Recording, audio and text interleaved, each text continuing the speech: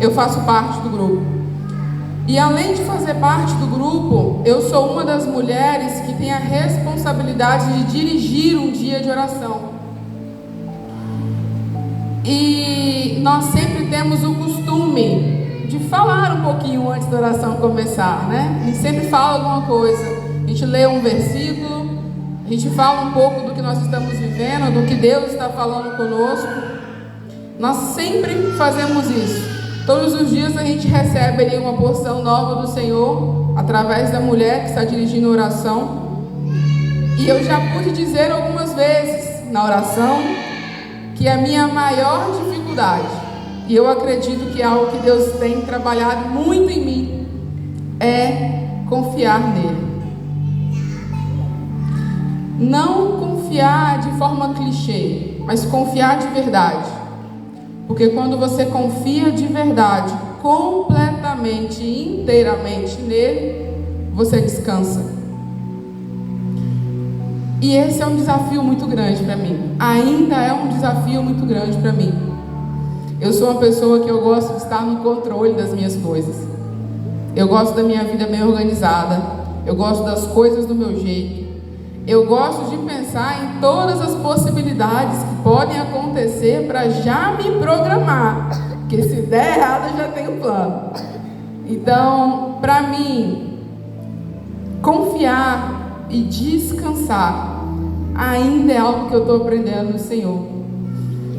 E eu quero passar para a igreja nessa noite aquilo que eu tenho aprendido. E o tema da nossa mensagem de hoje é as estações de Deus na nossa vida. Lá em Gênesis 1,14 fala o seguinte: então Deus disse: haja luminares no firmamento do céu, para fazer separação entre o dia e a noite. Sejam eles sinais para marcar tempos determinados, dias e anos. Quando nós falamos a respeito das estações, nós precisamos entender que Deus, o Criador de todas as coisas, colocou a assinatura em tudo aquilo que Ele fez. E Deus, Ele não faz nada desconexo. Ele não faz nada por acaso. Tudo que Deus faz tem um propósito. A vida humana também é pautada pelas coisas que acontecem ao nosso redor. E se você observar bem, você vai ver que toda a criação está interligada e conectada. E não é diferente quando nós falamos a respeito das estações. O que gera as estações? Nós estamos aí agora num período de chuva. Nós estamos na primavera, né? Fechando outono? verão. Fechando verão. Não, a gente está no outono, o verão já acabou. As águas de março que fecham. Nós estamos agora no outono. E o que gera as estações? Bom, o que gera as estações é um movimento de translação e rotação da Terra, que é a Terra girando ao redor do seu próprio eixo e ao redor do Sol. Isso marca o nosso calendário, os nossos dias, os nossos meses, os nossos anos e as nossas estações. A incidência de luz solar no planeta muda de acordo com a posição em que a Terra está em relação ao Sol e em relação ao seu próprio eixo. E é assim que as estações acontecem, porque uma parte do planeta pega mais luz, enquanto outra está no escuro. E quando nós vemos a nossa vida, nós estamos aqui vivendo, cada um tem a sua vida, as suas atividades, a sua família. Nós vivemos o nosso próprio eixo. O meu eixo são os meus planos, os meus sonhos, a minha família, o meu trabalho. Mas todos nós temos a nossa vida girando em torno do sol da justiça, que é o Senhor. Glória a Deus, aleluia. Nós vemos muitas vezes na TV o anúncio de quando alguma estação nova chega, principalmente quando é a primavera. E sabemos que a primavera é uma estação em que ocorre o florescimento de várias flores, de várias plantas. Mas, de imediato, quando já acontece essa transição de estação, você não vê nada alterar. Você sabe que a primavera começou, mas você ainda não vê as flores. Mas você sabe que as flores estão chegando, porque é o tempo de florescer. A primavera está lá. Em algum momento você vai ver as flores. E no verão, logo após a primavera, nós temos os dias mais longos que as noites, as temperaturas mais elevadas. É uma das estações preferidas da maioria das pessoas, porque normalmente muita gente tira férias nessa época. Nessa estação as nossas roupas são mais leves para aguentar o clima mais pesado. Depois do verão nós temos o outono. No outono os dias ficam mais curtos e mais frescos, as frutas ficam maduras e começam a ser colhidas. As folhas das árvores começam a mudar de cor, ficam amarelas e caem. E por fim, chega o inverno, que é a estação mais fria do ano. Podendo chegar em alguns lugares a registrar temperaturas negativas. É uma estação de pouco fruto, ou seja, escassez de alimento. As noites são mais longas que os dias. E nós precisamos de mais roupa para aguentar. Nós precisamos nos agasalhar mais para suportar essas temperaturas mais baixas. E pensando nas estações que nós vivemos, tendo elas bem claras, eu quero te convidar a abrir a sua Bíblia em Eclesiastes 3.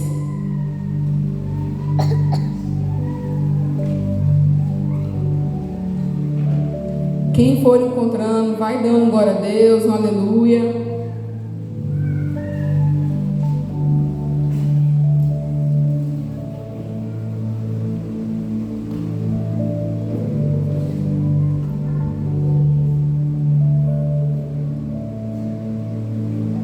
Aleluia, glória a Deus.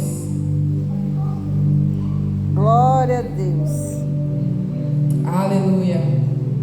Estou esperando o irmão Benjamin abrir a Bíblia.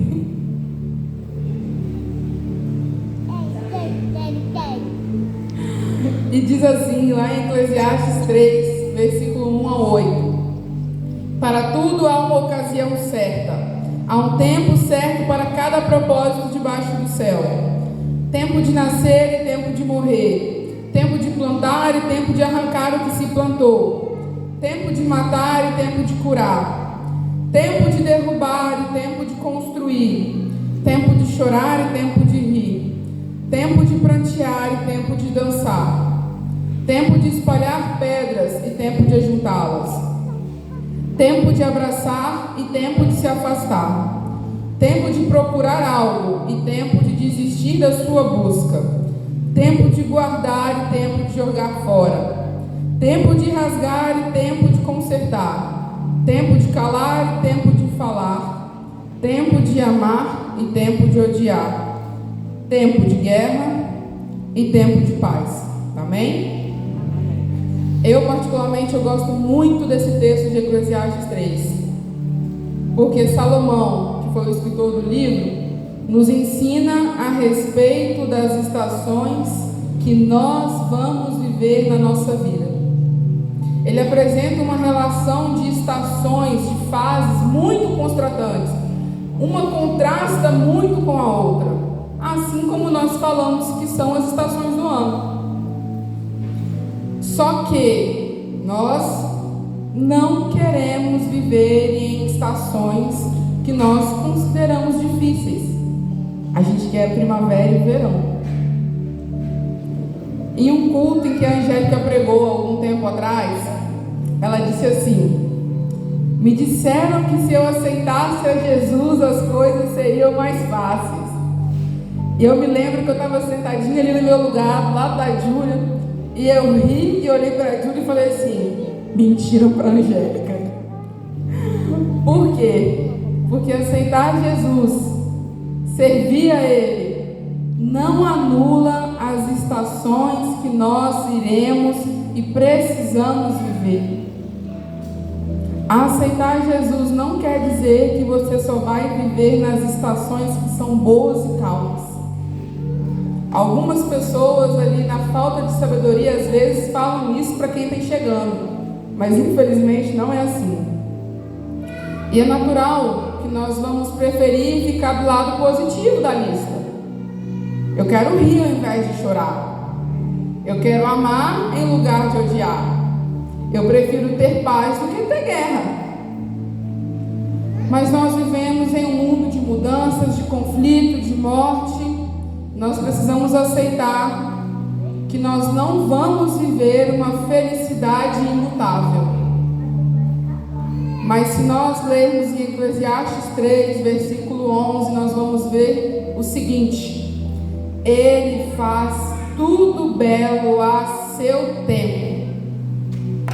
Eu tenho aprendido a enxergar a beleza nas estações que eu tenho vivido, até mesmo nas estações de dificuldade. E como eu falei para a igreja, eu ainda estou aprendendo a confiar e a esperar no Senhor. Sabe quando nós vamos fazer uma viagem, que a gente pega o nosso celular, abre um aplicativo, Waze, Google Maps, nós colocamos lá o destino da nossa viagem, aonde nós queremos chegar. E o aplicativo já nos dá toda a rota, todo o caminho que nós vamos fazer. Ele nos mostra se tem algum acidente no percurso que você precisa desviar. Ele te fala o tempo que você vai levar para chegar lá. Ele te dá tudo.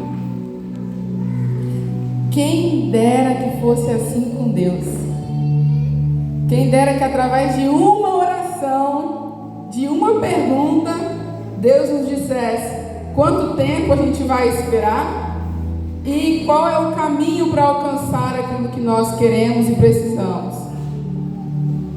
Quem dera Ele respondesse pelo menos o tempo que nós vamos levar para alcançar algumas coisas. Porque se Ele respondesse pelo menos o tempo, você ia ter a certeza que você vai chegar no destino, pelo menos. Não sabe a rota, não sabe o trajeto, mas pelo menos você ia ter certeza da chegada. Mas não é assim que funciona com Deus. A nossa espera, a maioria das vezes, não vem acompanhada de uma voz, igual a voz do Waze, que fala quanto tempo falta para a sua viagem e qual rota é melhor para você pegar. E as esperas mais importantes da nossa vida geralmente não duram algumas horas como uma viagem. Elas podem durar dias, meses e até anos. Lá em Gênesis 21, 1 e 2, nós lemos o seguinte: O Senhor foi bondoso com Sara, como lhe dissera, e fez por ela o que prometera. Sara engravidou e deu um filho a Abraão na sua velhice, na época exata que Deus lhe prometera. Aqui eu quero fazer um parênteses. Nós lemos que na época exata que Deus lhe prometera. Mas, entre a promessa feita por Deus a Abraão, de que nasceria um filho para ele, Sara, até o momento daquela promessa ser cumprida, se passaram 25 anos. No texto nós lemos que na época exata como Deus prometera, que depois de 24 anos, Deus visitou Abraão mais uma vez e falou o seguinte: próximo ano vocês terão um filho. Mas já tinha passado 24 anos. E nesses 25 anos, a espera de Abraão não foi uma espera passiva, não foi uma espera tranquila, foi uma espera marcada por muitos desafios. Quem conhece a história sabe que Abraão e Sara tentaram ajudar a Deus, tentaram ter um filho através da serva de Sara, mas não era isso que Deus tinha para fazer. Esse não era o trajeto e a rota que Deus tinha traçado para a vida deles. E depois de 25 anos, nasceu Isaac. O maior desafio enfrentado por Abraão e Sara foi o tempo. Abraão recebeu a promessa de Deus quando ele tinha 75 anos. Ele já tinha uma idade avançada. E ele só viu a promessa dele ser cumprida quando ele já tinha 100 anos. Quando, pelo menos em teoria, seria impossível Abraão e Sara serem pais. E um filho representava muita coisa. Um filho para Abraão, não ter um filho, representava que Abraão não teria herdeiros. Sem um filho, a descendência de Abraão iria morrer, iria terminar nele. Sem um filho, todas as promessas que Deus tinha feito para Abraão não seriam realizadas, porque se nós lermos a Bíblia, vocês vão ver que várias e várias vezes Deus diz que a descendência dele seria numerosa, de tal forma que não poderia ser contada. Pensa você continuar acreditando, servindo a Deus. Você está há 20 e poucos anos ouvindo que você vai ter uma descendência que vai ser tão numerosa como os grãos de areia, que não vai ser poder contada, mas o filho não vem. 25 anos. Eu tenho 29, eu passo a minha vida inteira.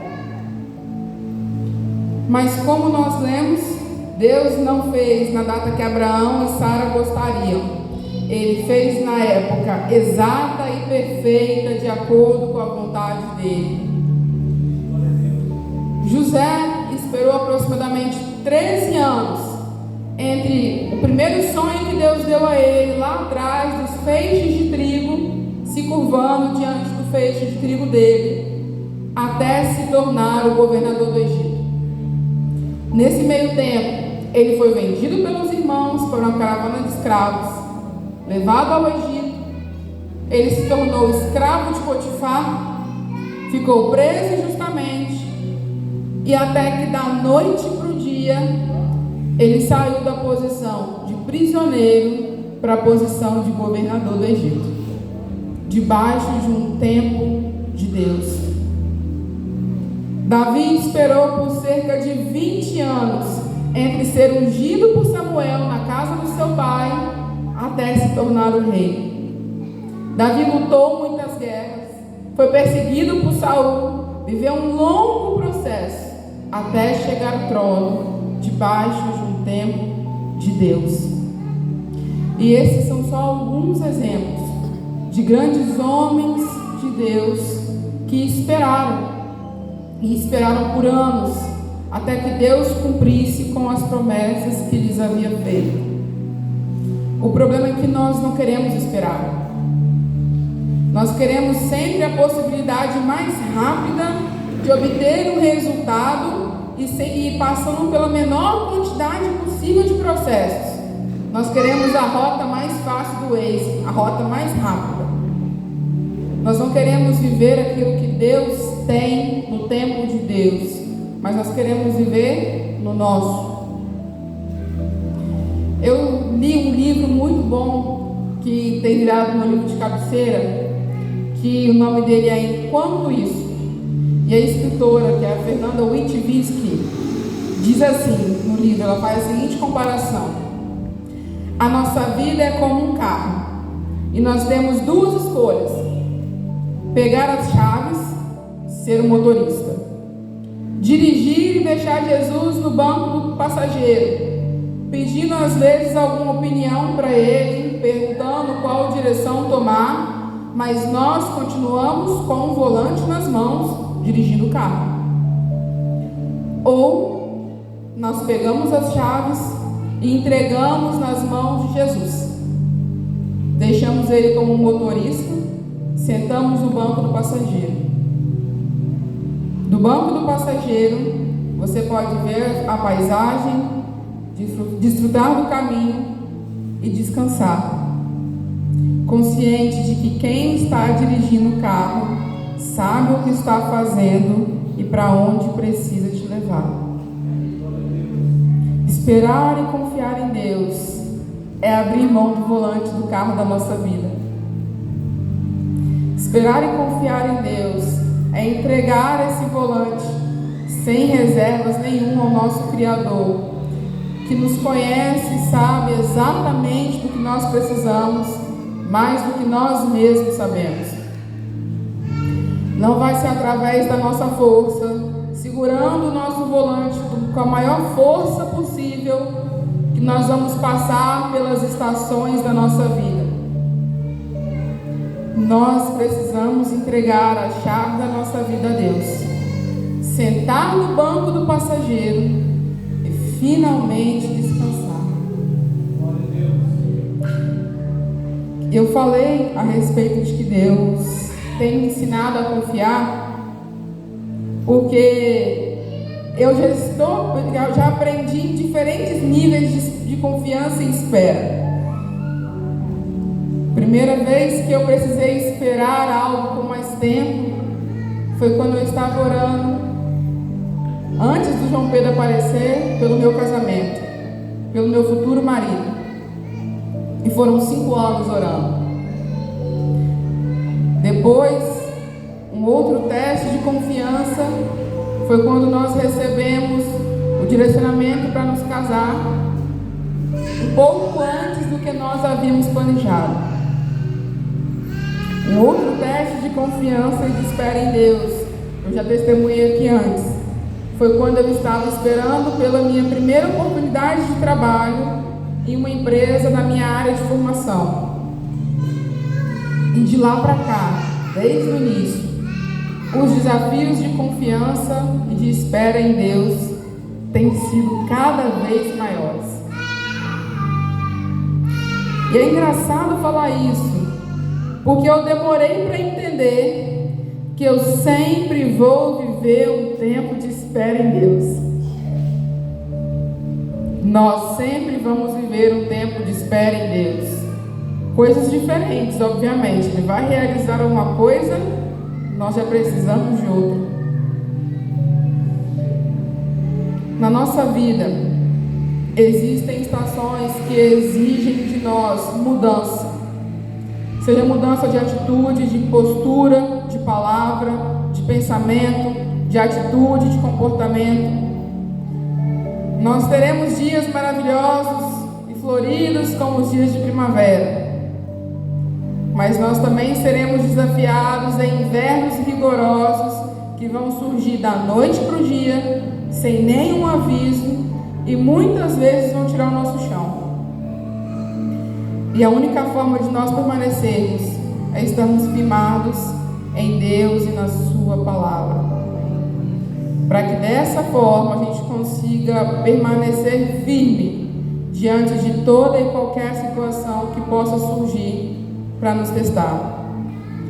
Alguns dias vão ser como os dias de outono, quando as folhas caem e ficam sem beleza, sem cor, por vezes parecem até sem vida. Aqueles dias que parecem intermináveis, em que o sono desaparece, que a sua mente é inundada de pensamentos, os dias que parecem que não vão ter fim. Na maioria dessas épocas em que eu vivi, que eram épocas de espera, de testes de confiança em Deus, eu sempre enxerguei elas como um inverno rigoroso na minha vida, porque era muito difícil para mim. Como eu disse, eu gosto de estar no controle, eu gosto das coisas do meu jeito, eu gosto que os planos saiam de acordo com aquilo que eu estou programando. Até que eu finalmente entendi que não é sobre mim, não é sobre os meus planos, não é a respeito dos meus sonhos, das minhas vontades. Não é assim que funciona com Deus.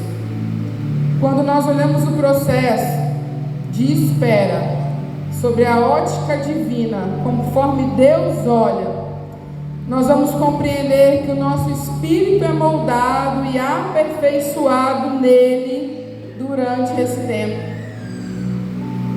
Romanos 5, do 3 ao 5, diz o seguinte: podemos nos alegrar igualmente quando nós encontramos diante de sofrimentos, pois sabemos que os sofrimentos produzem a paciência, e a paciência desenvolve em nós a força de caráter, E a força de caráter desenvolve em nós a esperança. E a esperança não nos decepciona, porque Deus derramou o seu amor em nossos corações por meio do Espírito Santo que Ele nos deu. Ou seja, é através do nosso sofrimento, dos momentos difíceis, dos invernos rigorosos, que a paciência é produzida em nós. Paciência que desenvolve força de caráter e, por fim, a esperança. Ou seja, não há esperança se nós não vivermos momentos difíceis, porque através das dificuldades, dos dias de sofrimento, passando por um processo de aprender a ter paciência, a ter o nosso caráter desenvolvido em Deus, a desenvolver finalmente a esperança. Nós podemos compreender através desse texto que simultaneamente ao nosso sofrimento existe um trabalho invisível que Deus está fazendo nas nossas vidas e no reino espiritual. Nós precisamos aprender a exercitar a nossa fé nas estações de dificuldade. Hebreus 11:1 diz o seguinte: o que é a fé? A fé é a certeza de que o que nós esperamos está nos aguardando e a prova de que existem coisas que não podemos ver adiante de nós. Precisamos ter fé para aceitar e aprender a viver o tempo de Deus e as estações que Ele tem para a nossa vida, sejam elas quais for. Irmãos, nós não vamos forçar Deus a cumprir a nossa agenda. Não tem como eu querer que Deus cumpra as coisas no meu tempo, de acordo com aquilo que eu estou me programando. Não é assim que funciona com Ele. Você pode orar, você pode jejuar, você pode fazer o que for, mas o tempo quem estabelece é Deus.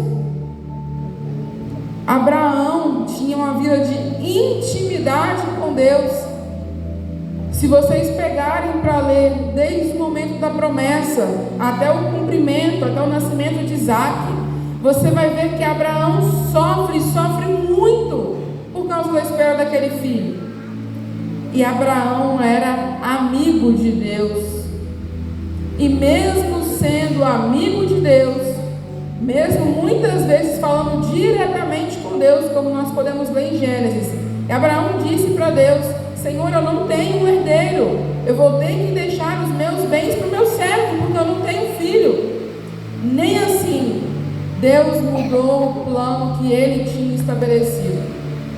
Se Abraão, que foi um dos grandes pais da fé, não foi capaz de fazer Deus mudar o plano original, você acha que nós vamos conseguir que Deus cumpra as coisas de acordo com a nossa agenda?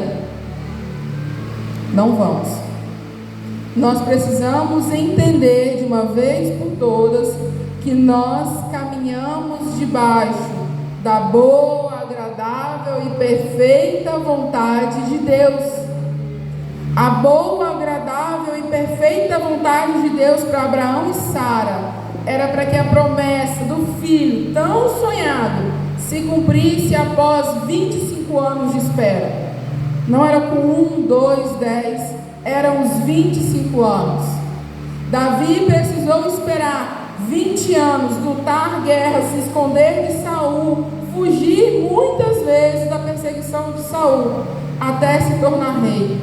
Davi foi ungido ainda criança na sua casa. Deus poderia ter feito o que se fosse a vontade dele? Davi governar logo após que se tornasse homem. Mas esse não era o plano de Deus. A boa, agradável e perfeita vontade de Deus era que Davi, Abraão, José passassem por todos aqueles processos, por todas aquelas estações para chegarem na boa, agradável e perfeita vontade dele. Foi através das dificuldades, foi através da espera, foi através dos confrontos de caráter, de identidade, de confiança e fé no Senhor, que de fato foi gerado um coração que estava preparado para receber a bênção de Deus. Enquanto nós não estivermos preparados, Deus não vai fazer. Deus não vai me dar aquilo que eu estou pedindo se eu não estou posicionada onde Ele precisa. Eu posso orar, eu posso gritar, eu posso rasgar as minhas roupas, jogar cinza na cabeça. Não vai mudar, porque as coisas não funcionam debaixo da nossa vontade. Nós precisamos entender que a boa, agradável e perfeita vontade de Deus sobre as nossas vidas também acontece enquanto eu estou vivendo uma estação de escassez, de inverno, onde eu não vejo saída, onde eu não vejo frutos, onde eu estou esperando, orando, gritando, clamando a Deus e Ele ainda não fez. É porque o tempo perfeito, que é o dele, ainda não chegou. É porque eu ainda tenho mais alguma coisa para aprender, para ser transformada em mim, antes que Ele me abençoe. Nós precisamos aprender a abraçar o tempo que nós estamos vivendo, mesmo que seja um tempo de dificuldade, e entendermos que esse lugar é um lugar de crescimento, de desenvolvimento da nossa fé, da nossa paciência, de formação de caráter e de nós termos esperança no Senhor. Porque independente do que você está vivendo nessa noite, eu não sei se você está numa estação de flores, se você está numa estação de colher frutos, se você está vivendo um verão de alegrias na sua vida, ou se você está no inverno terrível que você não vê solução. Mas independente de onde você está nessa noite, você precisa ter algo firmado na sua mente e no seu coração todos os dias. Deus está com você e você está vivendo debaixo do tempo dele. Amém. Gênesis 8:22 nos diz assim: enquanto durar a terra, sempre haverá semeadura e colheitas, frio e calor, inverno e verão, dia e noite. Não tem como nós escolhermos viver só as estações que vão trazer alegria para a gente. Eu não sei qual estação você está vivendo hoje, mas você precisa usufruir dessa estação na sua vida com sabedoria. Se você está vivendo um tempo difícil, esteja com seu coração aberto, atento ao que Deus quer te ensinar nesse tempo. Se você está vivendo um tempo duro, se você está vivendo um tempo de espera, se tem algo que você tem pedido tanto a Deus e Ele ainda não fez, eu te garanto que é porque Ele ainda tem muita coisa para te ensinar. Um texto que eu gosto muito, que eu falei nos meus votos de casamento, Efésios 3:20. Deus é capaz de fazer infinitamente mais do que tudo que pedimos ou pensamos, de acordo com o seu poder que atua em nós. Se aquilo que você está orando, Deus ainda não fez, pode ter certeza que o tempo ainda não chegou. E quando chegar, vai ser muito maior e melhor do que aquilo que você tem orado. Porque Deus é um Pai perfeito. Glória a Deus. Não deixe que o inverno roube a sua esperança de ver as flores. Não deixe que as dificuldades de agora tirem a sua esperança de ver a vitória chegando. Veja as flores da primavera e apenas ter alegria vendo as cores. Vibre com a intensidade do verão. Permita que o outono remova os excessos da sua vida.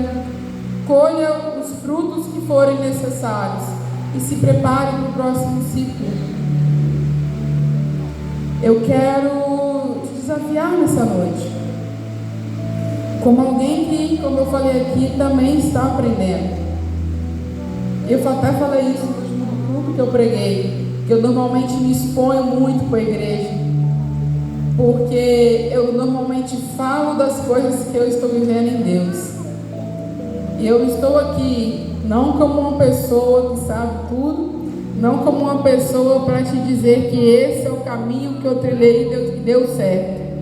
Eu estou aqui como alguém que também está aprendendo a trilhar esse caminho, como alguém que também está aprendendo a ver as belezas das estações difíceis, como alguém que também está aprendendo a não deixar que uma estação de dificuldade mude aquilo que Deus é na minha vida, independente do que você está vivendo nessa noite. Eu quero te convidar a de fato confiar no Senhor. Como eu falei aqui, não é confiar da boca para fora, porque quando nós confiamos completamente nele, nós entregamos o controle da nossa vida. A gente tenta nós paramos de tentar ajudar a Deus quando nós confiamos nele completamente. E olha, muitas e muitas vezes eu estive no volante da minha vida e Deus no carona. E quando eu estava lendo esse livro e eu cheguei nessa parte, eu falei assim: nossa, eu estou errada. E é tão difícil você reconhecer que por mais que você esteja tentando fazer o certo, esse não é o caminho certo. Eu quero te convidar nessa noite a entregar completamente o controle da sua vida para o Senhor. Eu não sei o que você está esperando que Deus faça. Eu não sei qual estação você está vivendo. Eu não sei se é um tempo de dificuldade, ou eu não sei se é um tempo de alegria, de algum sonho que Deus está realizando. Eu não sei quais são os seus pedidos mais íntimos para o Senhor.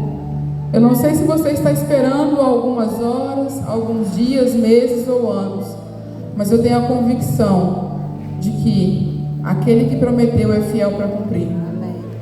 E que quando Ele fizer, vai ser debaixo do tempo dEle, da vontade dEle, que é boa, agradável e perfeita em todo o tempo. Existe provisão, existe bondade e existe misericórdia de Deus disponível para nós em todas as estações da nossa vida. Existe beleza e também existe aprendizado e propósito de Deus para que nós vivamos cada uma dessas estações. Quero te convidar a ficar de pé nessa noite.